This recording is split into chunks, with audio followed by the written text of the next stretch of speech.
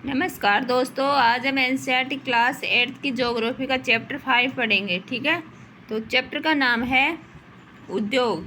तो चलो दोस्तों शुरू करते हैं। क्या आपने कभी यह विचार किया है कि लिखने की अभ्यास पुस्तिका जो आप इस्तेमाल में लाते हैं वह विनिर्माण की लंबी प्रक्रिया के बाद आपके पास पहुंचती है।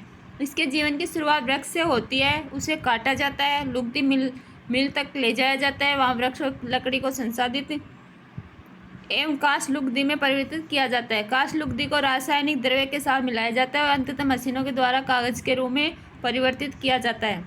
यह कागज प्रेस में जाता है जहाँ रसायनों से निर्मित स्याही का इस्तेमाल पृष्ठों पर रेखाएं छापने में किया जाता है। इसके उपरांत पृष्ठों को अभ्यास पुस्तिका के रूप में बांधकर वह पैक करके बिक्री के लिए बाजार भेज दिया जाता है। अंत में यह आपके हाथों में पहुंचती है। द्वितीयक क्रियाकलाप या विनिर्माण में कच्चे माल को लोगों के लिए अधिक मूल्य के उत्पादों के रूप में परिवर्तित किया जाता है, जैसा कि आपने देखा लुगदी कागज के रूप में और कागज अभ्यास पुस्तिका के रूप में। ये विनिर्माण प्रक्रिया के 2 चरणों में प्रदर्शित करते हैं। उद्योग का संबंध आर्थिक गतिविधि से है, जो कि वस्तुओं के उत्पादन, खनिजों के निष्कर्षण अथवा सेवाओं की व्यवस्था से संबंधित है। इस प्रकार लोहा और इस्पात उद्योग वस्तुओं के उत्पादन से संबंधित है। कोयला खनन उद्योग कोयले को धरती से निकालने से संबंधित है तथा पर्यटन सेवा देने से संबंधित उद्योग है। ये देखो, ऐसे पेड़ों से यात्रा प्रारंभ होती है, कागज निर्माण पुनः चक्रण ऐसे चलता रहता है। ठीक है, क्रियाकलाप कपास के खेत से अपने घर तक अपनी कमीज की यात्रा का पता कीजिए। उद्योगों का वर्गीकरण कच्चा माल आकार स्वामित्व के आधार पर किया जा सकता है। कच्चे माल के उपयोग के आधार पर उद्योग कृषि आधारित, खनिज आधारित, समुद्र आधारित, वन आधारित हो सकते हैं। कृषि आधारित पढ़ते हैं। कृषि आधारित उद्योग कच्चे माल के रूप में वनस्पति और जंतु आधारित उत्पादों का उपयोग करते हैं। खाद्य संसाधन, वनस्पति तेल, सूती वस्त्र, डेयरी उत्पाद और चर्म उद्योग कृषि आधारित उद्योगों के उदाहरण है। खनिज आधारित उद्योग प्राथमिक उद्योग हैं जो खनिज अयस्कों का उपयोग कच्चे माल के रूप में करते हैं। इन उद्योगों के उत्पाद अन्य उद्योगों का पोषण करते हैं। अयस्क के निर्मित लोहा खनिज आधारित उद्योग का उत्पाद है। यह कई अन्य उत्पादों के विनिर्माण के लिए कच्चे माल के रूप में प्रयुक्त किया जाता है, जैसे भारी मशीनों, भवन निर्माण सामग्री तथा रेल के डिब्बे बनाने में। समुद्र आधारित उद्योग सागर महासागरों से प्राप्त उत्पादों का उपयोग कच्चे माल के रूप में करते हैं। समुद्री खाद्य प्रसंस्करण उद्योग मत्स्य तेल निर्माण इसके कुछ उदाहरण हैं। वन आधारित उद्योग वनों से प्राप्त उत्पाद का उपयोग कच्चे माल के रूप में करते हैं। लुगदी एवं कागज, औषधि, रसायन, फर्नीचर, भवन निर्माण वनों से संबंधित उद्योग है। आकार के रूप में देखते हैं। उद्योगों का आकार तात्पर्य निवेश की गई पूंजी की राशि, नियोजित लोगों की संख्या और उत्पादन की मात्रा से है, मतलब कितने आदमी और कितनी पूंजी लगाई के आधार पर किया जाता है। आकार के आधार पर उद्योग को 2 भागों में बांटा जा सकता है, लघु आकार के उद्योग और वृहद आकार के उद्योग। कुटीर या घरेलू उद्योग जैसे छोटे पैमाने के उद्योग हैं, जिसमें दस्तकारों के द्वारा उत्पादों का निर्माण हाथ से होता है। टोकरी बुनाई, मिट्टी के बर्तन और अन्य हस्त निर्मित वस्तुएं कुटीर उद्योगों के उदाहरण हैं।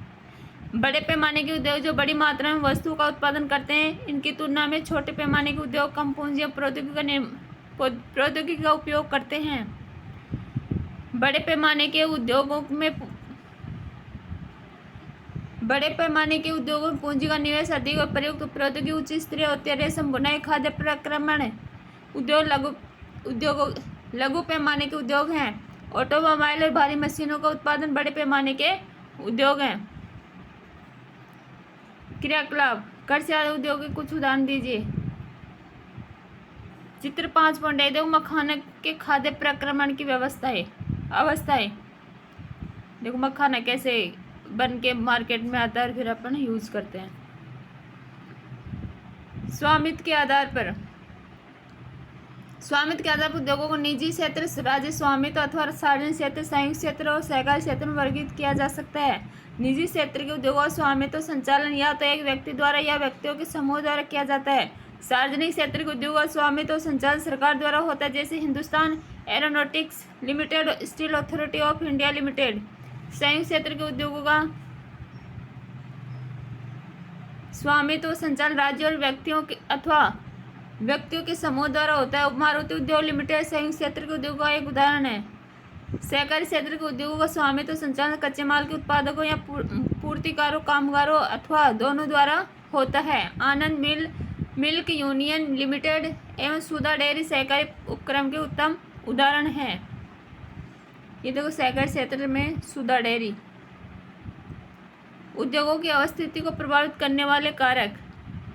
वे कारक जो उद्योगों की अवस्थिति को प्रभावित करते हैं कच्चे माल की उपलब्धता, भूमि, जल, श्रम शक्ति, पूंजी, परिवहन और बाजार हैं। उद्योग उन्हीं स्थानों पर केंद्रित होते हैं जहां इनमें से कुछ या तो ये सभी कारक आसानी से उपलब्ध होते हैं। कभी कभी सरकार कम दाम पर विद्युत उपलब्धता, कम परिवहन लागत तथा अन्य अवसंरचना जैसे प्रोत्साहन प्रदान करते हैं ताकि पिछड़े क्षेत्रों में उद्योग स्थापित किया जा सके। औद्योगिकरण से प्राय नगरों और शहरों का विकास एवं वृद्धि होती है। उद्योगों की अवस्थिति संबंधी कारक, ये देखो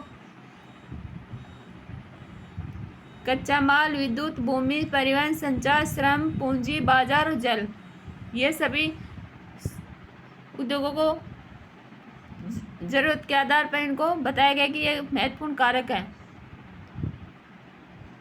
औद्योगिक तंत्र। औद्योगिक तंत्र में निवेश, प्रकम और निर्गत शामिल है। मतलब कितना लगाएगा और कितना निवेश किया गया और कितना आउटपुट हमें मिला। निवेश में कच्चे माल, श्रम और भूमि की लागत, जल की उपलब्धता, परिवहन, विद्युत और अन्य अवसंरचना शामिल है। प्रकम में कई तरह के क्रियाकलाप शामिल हैं जो कच्चे माल को परिष्कृत कैसे बनाया जाता है, माल में परिवर्तित करते हैं। निर्गत मतलब उसको लास्ट में कैसे उसका रिजल्ट मिलता है। अंतिम उत्पाद और इससे अर्जित आय। सूती वस्त्र उद्योग के संदर्भ में कपास, मानव श्रम, कारखाना, परिवहन लागत, निवेश हो सकते हैं। प्रकमों में ओटाई, कटाई, बुनाई, रंगाई, छपाई शामिल है। कमीज जिसे आप पहनते हैं वह उत्पादन है। औद्योगिक प्रदेश। औद्योगिक प्रदेश का विकास तब होता है जब कई तरह के उद्योग एक दूसरे के निकट स्थित होते हैं और वे अपनी निकटता के लाभ में आपस में बांटते हैं। विश्व के प्रमुख औद्योगिक प्रदेश पूर्वोत्तर अमेरिका, पश्चिमी और मध्य यूरोप, पूर्वी एशिया। मुख्य औद्योगिक प्रदेश अधिकांश शीतोष्ण कटिबंधीय क्षेत्रों और समुद्री पतनों के समय विशेष तौर पर कोयला क्षेत्रों के निकट स्थित होते हैं। ये देखो मैप। विश्व औद्योगिक प्रदेश जिसमें जहाँ ब्राउन होगा वहाँ औद्योगिक पट्टी होगी और जो ब्लैक होगा वो औद्योगिक प्रदेश होगा। ये देखो, ये तो औद्योगिक प्रदेश है, ये ब्लैक वाले तो औद्योगिक प्रदेश है और ये ब्राउन औद्योगिक पट्टी है। इससे का सबसे ज़्यादा औद्योगिक पट्टी है और ये औद्योगिक प्रदेश है। ये ब्लैक पट्टी, ठीक है। ये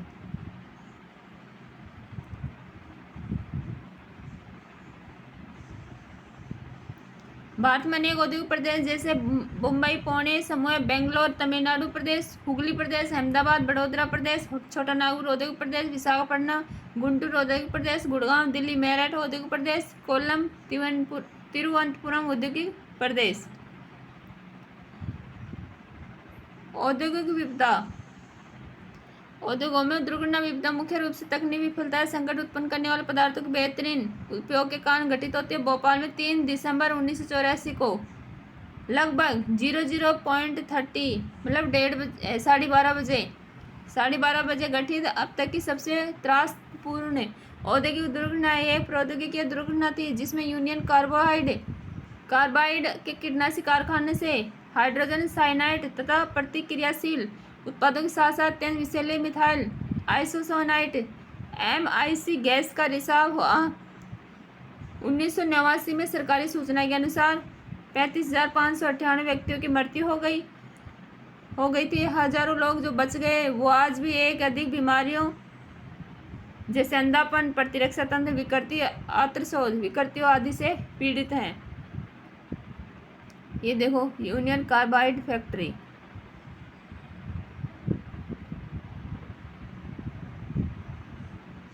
तेईस दिसंबर 2005 में चीन के गांव कायो चोंगगिंग में गैस कूप विस्फोट में 243 लोगों की मृत्यु तथा 9,000 लोग दुर्घटनाग्रस्त हो गए। हो गए थे। इन स्थानों से 64,000 लोगों को विस्थापित किया गया था। कई लोग विस्फोट के बाद न भाग सकने के कारण मर गए। वे जो समय पर भाग पाए उनकी आंखें, त्वचा, फेफड़े गैस से क्षतिग्रस्त हो गए थे। जोखिम कम करने के उपाय। गन्य बसे आवासीय क्षेत्रों को औद्योगिक क्षेत्रों से अलग बहुत दूर रखा जाना चाहिए। उद्योगों के समीप बसने वाले लोगों को दुर्घटना होने की स्थिति में विषैले खतरनाक पदार्थों का संग्रहण और उनके संभव प्रभावों का ज्ञान होना चाहिए। आग की चेतावनी, अग्निशमन की व्यवस्था को उन्नत किया जाना चाहिए। विषैले पदार्थों की भंडारण क्षमता की सीमा होनी चाहिए। उद्योगों में प्रदूषण नियंत्रण के उपाय को उन्नत किया जाना चाहिए। मतलब ये सभी उस जगह के सभी को पता होना चाहिए, ठीक है, और ये सुविधाएं होनी चाहिए। क्या आप जानते हैं उभरते उद्योग सनराइज उद्योग के नाम से भी जाने जाते हैं। इसमें सूचना प्रौद्योगिकी, सनराइज में कौन कौन से आते हैं? सूचना प्रौद्योगिकी, स्वास्थ्य, लाभ, सत्कार तथा ज्ञान से संबंधित उद्योग शामिल हैं। किसमें? सनराइज उद्योग में। प्रमुख उद्योगों का वितरण। विश्व के प्रमुख उद्योग लोहा इस्पात उद्योग, सूती वस्त्र उद्योग, सूचना प्रौद्योगिकी उद्योग, लोहा इस्पात उद्योग, वस्त्र उद्योग काफी पुराने उद्योग है, जबकि सूचना प्रौद्योगिकी उद्योग एक नया उभरता उद्योग है। वे देश जिसमें लोहा इस्पात उद्योग स्थित हैं: जर्मनी, संयुक्त राज्य अमेरिका, चीन, जापान, रूस। वस्त्र उद्योग भारत, हांगकांग, दक्षिण कोरिया, जापान, ताइवान में संकेंद्रित है। सूचना प्रौद्योगिकी उद्योग के मुख्य केंद्र मध्यवर्ती कैलिफोर्निया के सिलिकॉन घाटी में और भारत के बेंगलुरु प्रदेश में है। लोहा इस्पात उद्योग। अन्य उद्योगों की तरह लोहा इस्पात उद्योग में भी बहुत से निवेश, प्रक्रम और निर्गत शामिल हैं। यह एक पोषक उद्योग है जिसके उत्पाद अन्य उद्योगों के लिए कच्चे माल के रूप में प्रयुक्त होते हैं। उद्योगों के लिए निवेश में श्रम, पूंजी, स्थान और अन्य अवसंरचना के साथ साथ लोहा अयस्क, कोयला, चूना पत्थर कच्चे माल के रूप में सम्मिलित हैं। लोहा अयस्क से इस्पात निर्माण की प्रक्रिया में कई चरण शामिल हैं। कच्चे माल को झोंका पट्टी में रखा जाता है जहाँ यह प्रगलित होता है, मतलब पिघलता होता है। इसके बाद यह परिशोधित होता है, प्राप्त उत्पाद इस्पात होता है जो अन्य उद्योगों में कच्चे माल के रूप में प्रयुक्त किया जा सकता है। इस्पात कड़ा होता है और इसमें आसानी से काटा और आकार दिया जा सकता है अथवा इससे तार बनाए जा सकते हैं। एल्यूमीनियम, निकिल, तांबा जैसी अन्य धातुओं को थोड़ी थोड़ी मात्रा में इस्पात में मिलाकर इसकी मिश्र धातु बनाए जा सकते हैं। मिश्र धातु इस्पात को असामान्य कठोरता, दृढ़ता और जंग प्रतिरोधक क्षमता प्रदान करती है। इस्पात प्राय आधुनिक उद्योगों का मेरुदंड कहलाता है। कौन सा? इस्पात। लगभग सारी वस्तुएं जिनका हम लोग उपभोग करते हैं वे या तो लोहा या इस्पात से बने हैं अथवा इन धातुओं से निर्मित औजारों, मशीनों में से बने हैं। पोत, रेलगाड़ी, ट्रक और ऑटो अधिकांश इस्पात से बने हैं। यहाँ तक कि सेफ्टी पिन और सुइयाँ जिनका उपयोग आप करते हैं वे भी इस्पात से बनते हैं। तेल को इस्पात से बनी मशीनों से भेदित किए जाते हैं। मतलब अगर आप लोहे को उठा दोगे तो ऐसी कोई वस्तु नहीं है जिसमें लोहा नहीं हो। लोहा हट जाएगा तो कोई भी चीज़ बनना मुश्किल है। इस्पात की पाइपलाइन से तेल प्रवाहित किया जाता है। खनिजों का खनन इस्पात के उपकरणों से होता है। कृषि के यंत्र प्राय इस्पात के बने होते हैं। विशाल भवनों का ढांचा इस्पात का बनाया जाता है। 1800 ईस्वी के पूर्व इस्पात उद्योग वहाँ स्थित थे जहाँ कच्चा माल, विद्युत आपूर्ति और बहता जल आसानी से उपलब्ध थे। बाद में उद्योग के लिए आदर्श स्थिति कोयला क्षेत्र के समीप नहर और रेलवे के निकट थी। 1950 के बाद लोहा और इस्पात उद्योग समुद्र पतन के निकट सपाट भूमि के विशाल क्षेत्रों में केंद्रित होने शुरू हो गए। ऐसा इसलिए हुआ क्योंकि इस्पात निर्माण का कार्य इस समय तक बहुत विशाल हो गया और लोहा अयस्क विदेशों से आयात करना पड़ता था। भारत में लोहा इस्पात उद्योग कच्चा माल, सस्ते श्रमिक, परिवहन और बाजार का लाभ लेते हुए विकसित हुए। सभी महत्वपूर्ण इस्पात उत्पादन केंद्र जैसे भिलाई, दुर्गापुर, बनपुर, जमशेदपुर, राउरकेला, बोकारो एक ही प्रदेश में स्थित हैं जो 4 राज्यों में फैले हुए हैं। वे 4 राज्य हैं: पश्चिम बंगाल, झारखंड, ओडिशा और छत्तीसगढ़। भद्रावती और विजयनगर कर्नाटक में, विशाखापट्टनम आंध्र प्रदेश में, सेलम तमिलनाडु में अन्य महत्वपूर्ण इस्पात के केंद्र हैं जो स्थानीय संसाधनों का उपयोग कर रहे हैं। ये देखो विश्व प्रमुख लोहा इस्पात उत्पादन के क्षेत्र, ये डॉट दे रखे हैं, ये लोहा इस्पात क्षेत्र हैं। ये देखो लोहा इस्पात उद्योग की परिवर्तनशील अवस्थिति शुरू में था 1800 से पूर्व सर्वोत्तम अवस्थिति, ठीक है। और 1850 से 1950 तक की सर्वोत्तम अवस्थिति। 1800 में ऐसी स्थिति थी और 1850 से 1950 में यह डेवलप हुआ, ठीक है। और फिर 1950 से अब तक की सर्वोत्तम स्थिति, ये डेवलपमेंट है।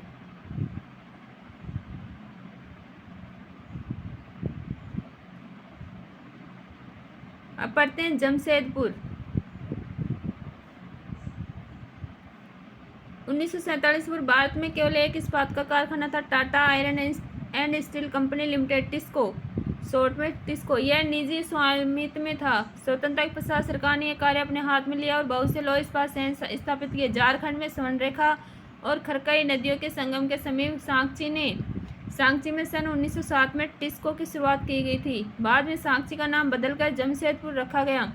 भौगोलिक रूप से जमशेदपुर देश में लौह इस्पात केंद्र के रूप में सर्वाधिक सुविधाजनक स्थान पर है। ये देखो मैप दे रखा है जमशेदपुर में लौह इस्पात उद्योग की अवस्थिति। ये देखो, ये ऑरेंज कलर है, ये मुख्य सड़क है, और ये जो ये ऐसी है, ये रेलवे लाइन है, ये रेलवे लाइन सुविधा है, और ये सभी सड़कें हैं, सड़कें से जुड़ी हुई है, ठीक है। और ये स्वर्णरेखा नदी है, ये स्वर्णरेखा नदी है। ये टाटा आयरन इस्पात,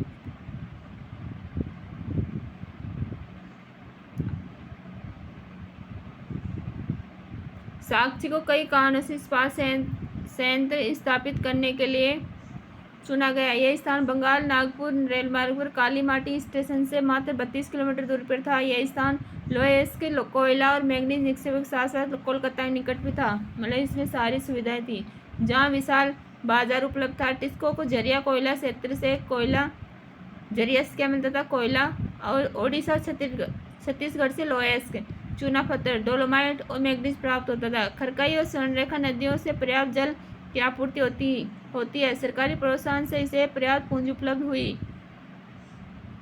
जमशेदपुर में टिस्को की स्थापना के बाद कई अन्य औद्योगिक संयंत्र स्थापित किए गए। इसमें रसायन इंजनों की पुर्जे, कृषि उपकरण, मशीनें, टीन की चादरें, केबल और तार का उत्पादन किया गया। भारत में लौह इस्पात उद्योग के विकास से त्वरित औद्योगिक विकास आरंभ हुआ। भारतीय उद्योगों के लगभग सभी क्षेत्र अधिकांशतः अपने आधारभूत अवसंरचना के लिए लौह इस्पात उद्योग पर निर्भर हैं। भारतीय लौह इस्पात उद्योग में वृहद समकालिक इस्पात संयंत्रों के साथ साथ लघु इस्पात मिल भी सम्मिलित है। इसमें द्वितीयक उत्पादन, रोलिंग मिल और सहायक उद्योग भी शामिल है। अब पढ़ते हैं पीटर्सबर्ग। यह संयुक्त राज्य अमेरिका का एक महत्वपूर्ण इस्पात नगर है। पीटर्सबर्ग के इस्पात उद्योग में स्थानीय सुविधाएं उपलब्ध हैं। कच्चा माल जैसे कोयला पीटर्सबर्ग में ही उपलब्ध है, जबकि लोहेस्क मिनेसोटा के लोहे खानों से प्राप्त होता है, जो पीटर्सबर्ग से लगभग 1500 किलोमीटर दूर है। इन खानों और पीटर्सबर्ग के बीच नौ परिवहन का सर्वोत्तम मार्ग ग्रेट लेक्स जलमार्ग आता है। यह इसके नौ परिवहन हेतु सस्ता मार्ग है। ग्रेट लेक्स से पीटर्सबर्ग क्षेत्र तक लोहेस्क रेलगाड़ियों से लाया जाता है। ओहियो, मोनोगहेला और एल्गनी नदियों से प्राप्त जल प्राप्त होता है। आज पीटर्सबर्ग में बहुत कम बड़ी इस्पात मिल है। ये मिल पीटर्सबर्ग के ऊपर मोनोगहेला और एल्गनी नदी की घाटियों में तथा पीटर्सबर्ग के नीचे ओहियो नदी के सहारे स्थित है। परिष्कृत इस्पात स्थल और जल दोनों मार्गों द्वारा बाजार में भेजा जाता है। पीटर्सबर्ग क्षेत्र में इस्पात मिलों के अतिरिक्त कई अन्य कारखाने हैं। ये रेल पटरी उपकरण, भारी मशीनों के उत्पादन में इस्पात का प्रयोग कच्चे माल के रूप में करते हैं।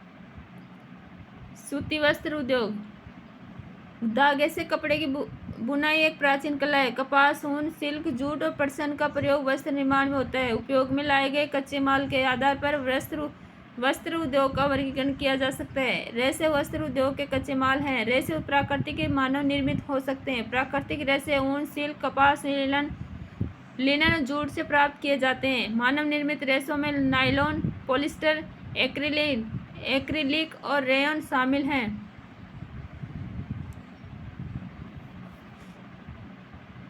सूती वस्त्र उद्योग विश्व के प्राचीनतम उद्योगों में से एक। 18वीं सदी की औद्योगिक क्रांति तक सूती वस्त्र तकिनों में हथकरघों से बनाया जाता था। 18वीं सदी में पावलोव ने पहले ब्रिटेन में और बाद में विश्व के अन्य दूसरे भागों में सूती वस्त्र उद्योग के विकास को आगे बढ़ाया। आज भारत, चीन, जापान, संयुक्त राज्य अमेरिका सूती वस्त्र के महत्वपूर्ण उत्पादक हैं। भारत में अत्युत्तम गुणवत्ता के सूती वस्त्र उत्पादन करने की गौरवपूर्ण परंपरा रही है। ब्रिटिश शासन से पूर्व हाथ से कते और हाथ से बुने हुए वस्त्रों का एक विस्तृत भारतीय बाजार था। ढाका का मलमल, मछलीपट्टनम की छींट, कालीकट के कैलिकोर, बुरहानपुर, सूरत, वडोदरा के सुनहरी जरी के काम सूती वस्त्र गुणवत्ता और डिजाइनों के लिए विश्वविख्यात है। लेकिन हाथ से बने हुए के कारण सूती वस्त्र का उत्पादन महंगा और बनने में अधिक समय लेता था। इसलिए परंपरागत सूती वस्त्र उद्योग पश्चिम के लिए नए वस्त्र मिलों से प्रतिस्पर्धा नहीं कर सका, जो सस्ते व अच्छी गुणवत्ता वाले वस्त्रों का निर्माण यंत्रीकृत औद्योगिक यूनिट में करते थे। पहली सफल यंत्रीकृत वस्त्र मिल मुंबई में 1854 में स्थापित की गई। कोषण, आर्द्र जलवायु, मशीन आयात के लिए पतन, कच्चे माल की उपलब्धता और दक्ष श्रमिक इस प्रदेश में इस उद्योग के द्रुत फैलाव में सहायक रहा। प्रारंभ में यह उद्योग महाराष्ट्र और गुजरात राज्य में अनुकूल आर्द्र जलवायु के कारण पनपा, लेकिन वर्तमान में आर्द्रता कृत्रिम रूप से उत्पन्न की जा सकती है और कच्ची कपास शुद्ध होती है एवं वस्त्र उत्पादन प्रक्रिया में इसका वजन कम नहीं होता। इसलिए यह उद्योग भारत के विभिन्न भागों में फैल गया है। कोयम्बटूर, कानपुर, चेन्नई, अहमदाबाद, मुंबई, कोलकाता, लुधियाना, पांडुचेरी, पानीपत कुछ अन्य महत्वपूर्ण केंद्र हैं। विश्व प्रमुख सूती वस्त्र विनिर्माण प्रदेश, ये देखो, ब्राजील, उत्तरी अमेरिका, ठीक है, एशिया, चीन, भारत, यूरोप, अफ्रीका में दो ही दे रखे, ये साउथ और नॉर्थ में, ब्राज़ील दक्षिण अमेरिका में, उत्तरी अमेरिका में, एशिया में, चीन में, भारत में, यूरोप में, ठीक है। क्या आप जानते हैं देश में प्रथम वस्त्र उद्योग 1818 ईस्वी में कोलकाता के समय फोर्ट ग्लेस्टर में स्थापित हुआ था, लेकिन कुछ समय बाद यह बंद हो गया। क्या आप जानते हैं भारतीय वस्त्र उद्योग के कुछ उत्पादन का लगभग 1/3 हिस्सा निर्यात किया जाता है। अब पढ़ते हैं अहमदाबाद के बारे में। अहमदाबाद गुजरात में साबरमती नदी के तट पर स्थित है। 1859 में यहाँ पहली सूती मिल स्थापित हुई थी। यह यथाशीघ्र ही मुंबई के बाद भारत का दूसरा सबसे बड़ा वस्त्र निर्माता नगर बन गया। अहमदाबाद को प्राय भारत का मानचेस्टर कहा जाता है। अनुकूल अवस्थिति कारक अहमदाबाद में सूती वस्त्र उद्योग के विकास में सहायक थे। अहमदाबाद कपास उत्पन्न करने वाले क्षेत्र के बहुत निकट स्थित है। यहाँ कच्चा माल आसानी से उपलब्ध होता है। जलवायु कताई और बुनाई के लिए आदर्श है। सपाट भूभाग भूमि की आसानी से उपलब्धता मिलों की स्थापना में उपयुक्त है। गुजरात और महाराष्ट्र राज्य की घनी आबादी इस उद्योग को कुशल और अर्धकुशल श्रमिक उपलब्ध कराते हैं। सुविकसित सड़कें और रेल मार्गों का जाल सूती वस्त्र को देश के विभिन्न भागों में आसानी से पहुंचाने में मदद करता है। इस तरह इसकी बाजार तक सरल पहुंच उपलब्ध है। नज़दीक में मुंबई पतन इसे मशीनों का आयात करने और सूती वस्त्र के निर्यात की सुविधा प्रदान करता है। परंतु हाल के वर्षों में अहमदाबाद की सूती मिलों की कुछ समस्याएं हैं। बहुत से वस्त्र मिल बंद हो चुके हैं। देश में नए वस्त्र केंद्रों का विकास अहमदाबाद की मिलों में मशीन प्रौद्योगिकी का नवीनीकरण न होना इसका प्रमुख कारण है। ओसाका जापान के महत्वपूर्ण वस्त्र निर्माण केंद्र है। जापान का मानचेस्टर के नाम से भी जाना जाता है। ओसाका में सूती वस्त्र उद्योग का विकास कई भौगोलिक कारणों से हुआ। ओसाका के चारों ओर का विस्तृत मैदान सूती वस्त्र मिलों के विकास के लिए आसानी से उपलब्ध भूमि की उपलब्धता सुनिश्चित करता है। कोषण आर्द्र जलवायु कताई व बुनाई के लिए बहुत ही उपयुक्त है। योडो नदी मिलों के लिए पर्याप्त जल उपलब्ध कराती है। श्रमिक आसानी से उपलब्ध है। पतन की अवस्थिति कच्चे माल को आयात करने वस्त्रों के निर्यात की सुविधा उपलब्ध कराती है। ओसाका का वस्त्र उद्योग पूर्णतः आयातित कच्चे मालों के ऊपर निर्भर है। कपास मिस्र, भारत, चीन और यूएसए से आयात की जाती है। परिष्कृत उत्पाद अधिकांश से निर्यात किया जाता है। उच्च गुणवत्ता और कम मूल्य की वजह से उसका एक अच्छा बाजार यदि देश का एक महत्वपूर्ण उद्योग है। लेकिन हाल ही में ओसाका के सूती वस्त्र उद्योग का स्थान अन्य उद्योग जैसे लोहा इस्पात, मशीनरी, जहाजरानी, ऑटोमोबाइल, विद्युत उपकरण, सीमेंट लेते जा रहे हैं।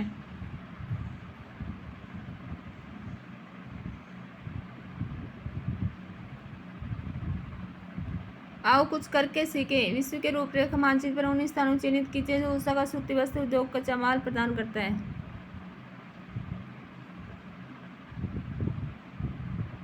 तो चलो दोस्तों, अपना चैप्टर कंप्लीट हुआ, इसका क्वेश्चन आंसर देखते हैं। तो अपना पहला क्वेश्चन है, निम्नलिखित प्रश्नों के उत्तर दीजिए। इसका फर्स्ट है, उद्योग शब्द का क्या तात्पर्य। हमने देखा उद्योग का संबंध आर्थिक गतिविधि से है जो कि वस्तु के उत्पादन, खनिजों के निष्कर्षण अथवा सेवाओं की व्यवस्था से संबंधित है। सेकंड देखते हैं, वे कौन से मुख्य तत्व हैं जो उद्योग की अस्तित्व को प्रभावित करते हैं। हमने देखा था उद्योग की अस्तित्व को प्रभावित करने वाले कार्य जैसे कच्चे माल की उपलब्धता, भूमि, श्रम, ठीक है, श्रम शक्ति के साधन, परिवहन, बाजार, ये सब इसका अस्तित्व प्रभावित करने वाले कारक थे। नेक्स्ट है, कौन सा उद्योग प्राय आधुनिक उद्योग का मेरुदंड कहा जाता है और क्यों। हमने पढ़ा था लोहा इस्पात उद्योग को आधुनिक उद्योग का मेरुदंड कहा जाता है क्योंकि अन्य उद्योगों के लिए उनके आधारभूत सामग्री जैसे औजार और मशीनें आदि लोहा इस्पात से बनी होती हैं। नेक्स्ट देखते हैं, कपास उद्योग मुंबई में तेजी से क्यों विकसित हुआ। क्योंकि कपास उद्योग मुंबई में तेजी से विकसित होने का अनेक कारण जैसे कोष्ण आर्द्र जलवायु, मशीन आयात के लिए पतन की उपलब्धता, कच्चे माल की उपलब्धता, ठीक है, और जैसे दक्ष श्रमिकों की उपलब्धता। नेक्स्ट देखते हैं, सेकंड क्वेश्चन है, सही उत्तर चिन्हित करें। फर्स्ट है, फोर्ट ग्लेशियर अवस्थित है, कहाँ है, ये हमने देखा था पश्चिम बंगाल में, ये क्या है, ठीक है। नेक्स्ट देखते हैं, निम्न में कौन सा प्राकृतिक रेशा है। तो कौन सा प्राकृतिक रेशा है, जूट, ठीक है। नेक्स्ट क्वेश्चन देखते हैं, अंतर स्पष्ट करो। तो पहला है, कृषि आधारित खनिज आधारित उद्योगों को अंतर स्पष्ट करना है। जैसे हम बता सकते हैं कृषि आधारित, जिसमें जो उद्योग कच्चा माल, वनस्पति, जीव जंतु के आधार कृषि के उत्पादों से प्राप्त करते हैं। सूती वस्त्र उद्योग, चीनी,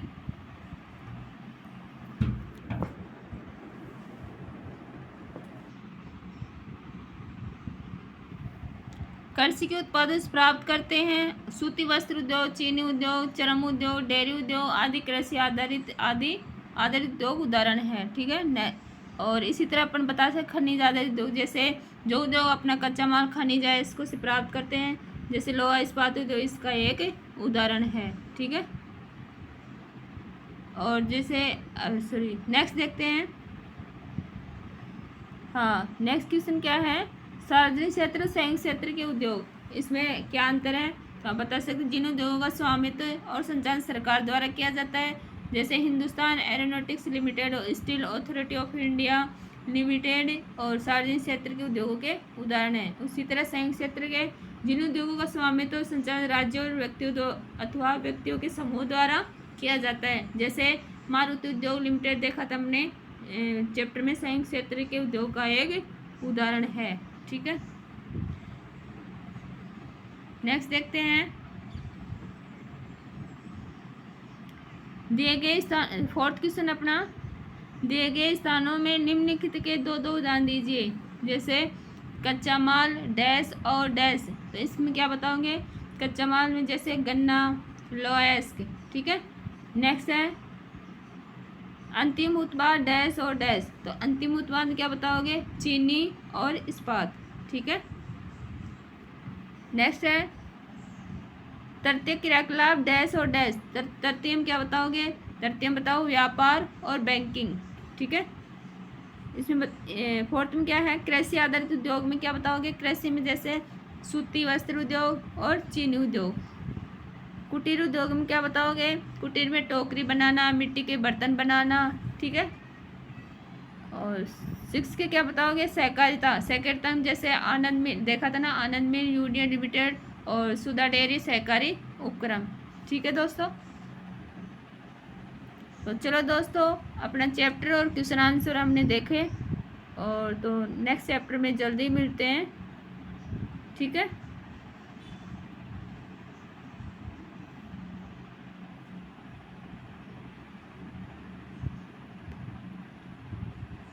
इस तरह से हम पूरी एनसीईआरटी पढ़ लेंगे और आपका सिलेबस कंप्लीट करवाएंगे। तो जल्दी मिलते हैं। Thank you.